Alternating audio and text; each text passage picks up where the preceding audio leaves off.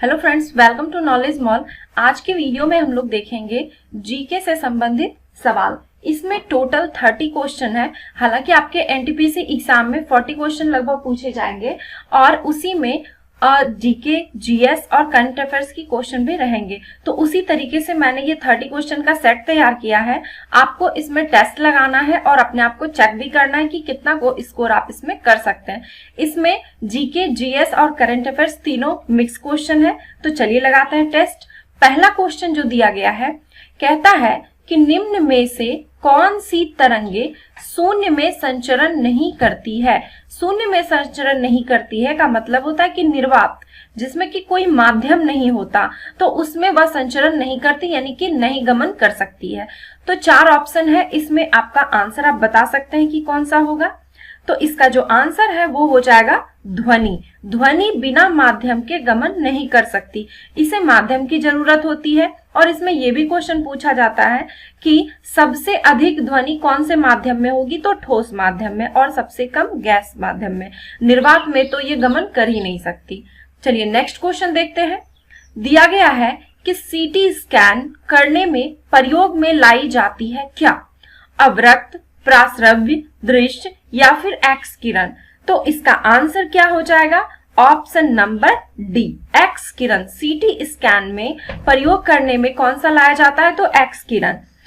CT scan एक विशेष प्रकार का टेस्ट होता है जिसमें कि एक्सरे इस्तेमाल किया जाता है। इसमें शरीर के कुछ विशेष अंग का, कोई भी पार्ट का एक विशेष अंग का फोटो बनता है, जिससे कि बीमारी का पता आसानी से लगाया जाता है। तो याद हो गया होगा, सीटी स्कैन करने में प्रयोग में लाया जाता है किसका? एक्स किरण का।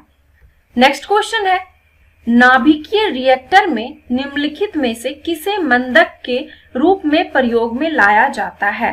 साधारण जल, ग्रेफाइट, रेडियम या फिर थोरियम। तो इसका आंसर हो जाएगा graphite, option number B. Next question देखते हैं। कहता है कि निम्न में से कौन रासायनिक अभिक्रिया नहीं है? कागज का जलना, भोजन पकना, भाप को पानी को भाप में बदलना या फिर कोयले का जलना। इनमें से कौन सा है जो कि रासायनिक अभिक्रिया नहीं है? तो आंसर हो जाएगा हमारा पानी को भाप में बदलना। रासायनिक अभिक्रिया किसे कहते हैं? जब पदार्थ में होने वाले वह परिवर्तन जिसमें कि नया पदार्थ बनता है और जो कि मूल पदार्थ के भौतिक एवं रासायनिक गुणों से पूर्णतः अलग होता है, यानी कि दोनों के दोनों इसमें चेंज हो जाते हैं। जैसे कि एग्जाम्पल के तौर पे, अब मतलब खाना बनाने वाला जितना भी वर्क है, जितने भी किचन में आप रेसिपी बनाते हैं, वो सारे के सारे रासायनिक अभिक्रिया है। जैसे कि अगर आप भोजन को बनाते हैं, अगर आप चावल पकाते हैं, तो ये चावल पकने के बाद अपना भौतिक रासायनिक गुण खो देता है और यह कभी भी अपने वापस जो भी इसका मूल रूप था उसमें यह नहीं आ सकता। तो ये सारी रासायनिक अभिक्रिया, चाहे लोहे पर जंग लगना, ये भी रासायनिक क्रिया है। मोमबत्ती का जलना, दूध से दही का बदलना, ये सारे के सारे रासायनिक अभिक्रिया। अब होता है कि भौतिक अभिक्रिया में क्या होता है कि पदार्थ में होने वाला वह परिवर्तन जिसमें कि केवल उसकी भौतिक अवस्था में परिवर्तन होता है, लेकिन उसका रासायनिक गुण वह अपना नहीं खोता, रासायनिक गुण में परिवर्तन नहीं होता है, तो उसे ही हम लोग कहते हैं भौतिक अभिक्रिया। तो जैसे कि शक्कर का पानी में घुलना, वो अपना भौतिक गुण तो खो देती है लेकिन रासायनिक गुण उसका नहीं खोता है। कांच का टूटना या फिर पानी का जमना, तो इसमें हो जाएगा आंसर पानी का भाप में बदलना। ये रासायनिक अभिक्रिया नहीं है। बाकी के तीनों ऑप्शन ये रासायनिक अभिक्रिया से संबंधित है। अगला क्वेश्चन देखते हैं। दिया गया है कि न्यूक्लियर रिएक्टर में मॉडरेटर का प्रमुख कार्य क्या होता है? तो न्यूक्लियर रिएक्टर में मॉडरेटर का प्रमुख कार्य जो होता है वह होता है न्यूट्रॉन की गति को कम करना। ये हो जाएगा आपका ऑप्शन नंबर बी, न्यूट्रॉन की गति को कम करना। ऑप्शन बी हो गया इसका आंसर। अगला सवाल देख लेते हैं। निम्न में से किस तिथि से भारत में वस्तु एवं सेवा कर प्रारंभ किया गया? वस्तु एवं सेवा कर का मतलब है गुड्स एंड सर्विसेज टैक्स, जिसे कि हम लोग कहते हैं जीएसटी। ये कब से प्रारंभ हुआ? तो ये प्रारंभ हुआ है 1 जुलाई 2017 से। Option number D. अगला क्वेश्चन है, निम्न में से कौन वर्तमान में भारत का मुख्य चुनाव आयुक्त है? सुनील अरोड़ा, ओम प्रकाश रावत, विनोद कुमार राय या फिर ए.के. ज्योति। तो इसका आंसर हो जाएगा Sunil Arora. Option number A हो गया इसका आंसर। क्वेश्चन है कि भारतीय संविधान के अनुच्छेद 324 द्वारा निम्न में से किस स्वतंत्र संस्था का गठन का प्रावधान है? तो इसका आंसर हो जाएगा निर्वाचन आयोग। 324 निर्वाचन आयोग। नेक्स्ट क्वेश्चन है, संपर्क बल के लिए एक उदाहरण है। पेशीय बल, नाभिकीय बल, चुंबकीय बल या फिर गुरुत्व बल। तो इसका आंसर हो जाएगा पेशीय बल। Option number A. कहता है जब बल लगाने वाली वस्तु यानी कि जो वस्तु किसी दूसरे वस्तु पर बल लगाती है, तो बल लगाने वाली वस्तु जिस वस्तु पर की बल लगाया जा रहा है, दो चीजें, एक तो जो बल लगा रहा है और जिस पर बल लगाया जा रहा है, जब वो उसके संपर्क में होता है तो वह जो है संपर्क बल कहलाता है। जैसे कि किसी फुटबॉल को किक मारना यानी कि फुटबॉल को गति प्रदान करना, तो जब आप इस पे बल लगाते हैं तो ये फुटबॉल आपके संपर्क में होती है, तो ये संपर्क बल होता है और इसका एक उदाहरण है पेशीय बल। नेक्स्ट क्वेश्चन है, कोयला जिसमें कार्बन की सर्वाधिक मात्रा होती है यानी कार्बन की मात्रा सबसे अधिक हो जिसमें, तो वो कौन सा है? तो इसका आंसर हो जाएगा एंथ्रासाइट। पीट, लिग्नाइट, बिटुमिनस और एंथ्रासाइट ये चारों कोयले के प्रकार हैं। पीट में 50 से 60% तक इसमें मात्रा होता है कार्बन का और इसे हम लोग निम्न कोटि का कोयला कहते हैं, निम्न कोटि का। फिर है लिग्नाइट। लिग्नाइट में 65 से 70% कार्बन की मात्रा होती है और इसका जो है मतलब कि इसे भूरा कोयला के नाम से जाना जाता है। भूरा कोयला कई बार एग्जाम में पूछा भी गया है कि भूरा कोयला के नाम से किसे जाना जाता है, तो वो लिग्नाइट को जाना जाता है। फिर आती है बारी बिटुमिनस की। बिटुमिनस में 70 से लेकर 85% तक होता है इसमें कार्बन और इसे मुलायम कोयला कहते हैं, मुलायम कोयला, और यह घरेलू उपयोग में उपयोगी है। एंथ्रासाइट जो है इसमें 85 से अधिक इसमें कार्बन की मात्रा होती है। नेक्स्ट क्वेश्चन देखते हैं। कहता है कि तराइन का युद्ध जो कि 1191 में हुआ वह किसने जीता था? तो इसका आंसर हो जाएगा option number Prithviraj Chauhan. Option number C. Tarain युद्ध को तरावड़ी युद्ध भी कहते हैं, तरावड़ी युद्ध भी इसे कहा जाता है और यह युद्ध पृथ्वीराज चौहान और मोहम्मद गोरी के बीच हुआ था। जब ये प्रथम युद्ध हुआ था, तराइन का प्रथम युद्ध, इसमें पृथ्वीराज चौहान की जीत हुई थी। प्रथम युद्ध 1191 में हुआ था और इसमें पृथ्वीराज चौहान की जीत हुई थी और मोहम्मद गोरी की हार हुई थी।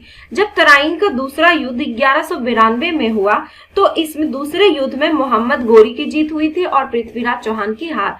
तो आप याद रखिए इन दोनों युद्ध जो है पृथ्वीराज चौहान और मोहम्मद गोरी, इन्हीं दोनों के बीच हुई थी। पहले वाले युद्ध में पृथ्वीराज चौहान की जीत हुई और दूसरे वाले युद्ध में मोहम्मद गोरी की जीत हुई। नेक्स्ट क्वेश्चन देख लेते हैं। दिया गया है कि पुस्तक आनंद मठ में वंदे मातरम किसने लिखा? तो इसका आंसर हो जाएगा बंकिम चंद्र चटर्जी। तो आनंद मठ में वंदे मातरम जो है बंकिम चंद्र चटर्जी ने ही लिखा। अगला सवाल है, भारत के संविधान के किस अनुच्छेद में छुआछूत को समाप्त किया गया है? छुआछूत को समाप्त यानी कि अस्पृश्यता का अंत, मतलब इसे ही कहते हैं। तो अस्पृश्यता का अंत या फिर छुआछूत का अंत कौन से अनुच्छेद में? तो अनुच्छेद 17 में हुआ है। Option number C. Next question देख लेते हैं। गुड गवर्नेंस डे कब मनाया जाता है? 25 दिसंबर, 20 दिसंबर, 24 दिसंबर या फिर 30 दिसंबर? तो इसका आंसर हो जाएगा 25 दिसंबर। Option number A. इसे हम लोग सुशासन दिवस भी कहते हैं, सुशासन दिवस, और ये 25 दिसंबर को मनाया जाता है। यह किसके उपलक्ष्य में? तो यह अटल बिहारी वाजपेयी के जन्म दिवस पर मनाया जाता है, गुड गवर्नेंस डे या फिर सुशासन दिवस। नेक्स्ट क्वेश्चन है, विश्व बैंक की जुलाई 2018 में जारी रिपोर्ट के अनुसार भारतीय अर्थव्यवस्था फ्रांस को पीछे छोड़ते हुए कौन सा अर्थव्यवस्था बन गया है? तो इसका आंसर हो जाएगा ऑप्शन नंबर डी, छठा। इसमें क्वेश्चन में क्या कहा गया, अगर आपसे फ्रांस को पीछे छोड़ते हुए ये नहीं भी कह सकता है कि 2018 की रिपोर्ट के अनुसार भारतीय अर्थव्यवस्था का स्थान कितना है, तो ये छठा है। अब इसमें क्या पूछा गया कि फ्रांस को पीछे छोड़ते हुए, यानी कि फ्रांस का इस बार का जो स्थान है वो हो जाएगा 7वां। इसमें फर्स्ट नंबर पे किसका स्थान है, तो अमेरिका का है। सेकंड में भी आप जान लीजिए, क्योंकि ये तीन फर्स्ट सेकंड थर्ड पूछे जाते हैं, तो सेकंड में चीन का स्थान है और थर्ड में जापान का। अमेरिका, चीन, जापान आप याद रखें, और भारत का छठा स्थान है। नेक्स्ट क्वेश्चन देख लेते हैं। कहता है अधिकांशतः प्रयोग किए जाने वाले प्रतिजैविक पेनिसिलिन बनता है किससे? शैवाल, जीवाणु, कवक या फिर इनमें से कोई नहीं। तो आंसर हो जाएगा इसका कवक, option number C. Next question देखते हैं। कहता है वर्तमान में राष्ट्रीय महिला आयोग का अध्यक्ष कौन है? तो वर्तमान में अभी राष्ट्रीय महिला आयोग के अध्यक्ष है Rekha Sharma, option number B. अगला क्वेश्चन देख लेते हैं। कहता है किस देश के घास के मैदान को पंपास कहते हैं? ऑस्ट्रेलिया, अर्जेंटीना, अफ्रीका या फिर न्यूजीलैंड? तो इसका आंसर हो जाएगा Argentina, option number B, pampas Argentina. फिर इसमें अब प्रेयरीज भी पूछा जाता है। प्रेयरीज उत्तरी अमेरिका, स्टेपिस यूरेशिया यानी कि यूरोप और Asia, savanna Africa, llanos Venezuela व कोलंबिया। तो ये सारी आप याद रखें, इनमें से कोई भी आपसे पूछा जा सकता है। नेक्स्ट क्वेश्चन है कि विश्व प्रेस स्वतंत्रता सूचकांक 2019 में भारत का स्थान कौन सा है? तो इसका आंसर हो जाएगा 140वां, ऑप्शन नंबर सी। अगर बात 2018 की जाए तो इसमें भारत का स्थान 138वां रहा था, जो कि मैंने ये भी ऑप्शन में दे रखा है। तो इसलिए 2 स्थान नीचे हो गया, तो यहाँ पे ऑप्शन में भी मैंने इसलिए 2 स्थान नीचे कर दिया है ताकि आपको ये क्वेश्चन ऐसे भी याद रहे। तो 2019 में 140वां स्थान है इसका। फर्स्ट नंबर पे, प्रथम स्थान पे नॉर्वे है, सेकंड में फिनलैंड है और थर्ड में स्वीडन है। तो इन तीनों को कम से कम आप याद रखें। अब जरूरी नहीं है, आप फर्स्ट नंबर पे भी पूछ दिया जाता है, सेकंड थर्ड ये तो इंपॉर्टेंट है, और प्लस भारत का याद रखें। तो भारत का 2019 में 140वां और 18 का अगर पूछे तो 138वां। नेक्स्ट क्वेश्चन दिया गया है, कहता है कि अंतरराष्ट्रीय संगठन ILO का मुख्यालय निम्न में से कहाँ है? तो आंसर हो जाएगा जेनेवा में। अंतरराष्ट्रीय श्रम संगठन, ILO का मतलब अंतरराष्ट्रीय श्रम संगठन होता है, और यह जो इसका उद्देश्य होता है श्रमिकों की स्थिति में सुधार लाना। अगला क्वेश्चन देख लेते हैं। दिया गया है कि विश्व कैंसर दिवस मनाया जाता है कब? 14 फरवरी, 6 फरवरी, 4 फरवरी या फिर 20 फरवरी? तो इसका आंसर हो जाएगा 4 फरवरी, ऑप्शन नंबर सी। विश्व कैंसर दिवस 4 फरवरी को मनाया जाता है। और इस बार जो मनाया गया था, इसका थीम क्या था? कभी कभी थीम भी आपसे पूछ लिया जाता है। तो इसका जो थीम था I am and I will, ये इसका थीम था। नेक्स्ट क्वेश्चन देखते हैं। रणजी ट्रॉफी 2019 निम्न में से किसने जीता?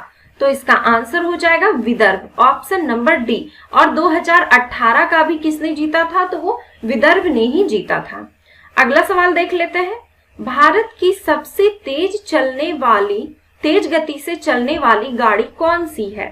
तो आंसर हो जाएगा Vande Bharat express, option number C. इसे ट्रेन 18 के नाम से भी जाना जाता है। नेक्स्ट क्वेश्चन देख लेते हैं। कहता है समुद्र के जल को किस विधि के द्वारा शुद्ध किया जाता है? तो आंसर हो जाएगा इसका आसवन विधि, ऑप्शन नंबर ए। समुद्र के जल को आसवन विधि द्वारा शुद्ध किया जाता है।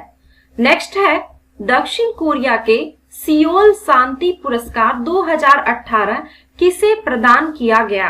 तो आंसर हो जाएगा इसका option number B, Narendra Modi को सियोल शांति पुरस्कार 2018 प्रदान किया गया। अगला सवाल देख लेते हैं।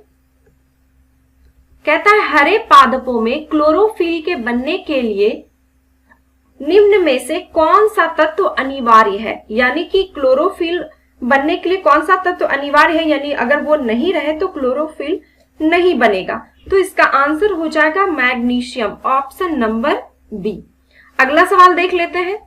कहता है कि किसी तत्व के रासायनिक गुण कौन तय करता है। तो इसका आंसर है इलेक्ट्रॉन की संख्या। इलेक्ट्रॉन की संख्या के कारण ही किसी तत्व का रासायनिक गुण तय होता है। नेक्स्ट क्वेश्चन दिया गया है, निम्न में से कौन जल के साथ बिल्कुल अभिक्रिया नहीं करता है। तो इसका आंसर हो जाएगा लेड। लेड जो है जल के साथ अभिक्रिया नहीं करता है। अगला सवाल है, नौसेना युद्ध अभ्यास वरुण 18 वरुण 18 भारत और कौन से देश के साथ संपन्न हुआ। तो आंसर हो जाएगा इसका France, option number C. Varun 18 Bharat और फ्रांस के बीच। लास्ट क्वेश्चन है, दिया गया है कि मेक इन इंडिया की शुरुआत किस वर्ष से किया गया था। तो मेक इन इंडिया की जो शुरुआत है वो किया गया था 2014 से, ऑप्शन नंबर ए। 25 सितंबर 2014 को इसकी शुरुआत की गई थी। किनके द्वारा? तो प्रधानमंत्री नरेंद्र मोदी के द्वारा। तो आई होप कि आपने जो टेस्ट लगाया होगा उसमें आपके स्कोर काफी अच्छे रहे होंगे। एंड वीडियो को देखते रहिए, जितने भी टेस्ट सीरीज में दे रही हूँ, और अपने एग्जाम की तैयारी में लगे रहिए। धन्यवाद।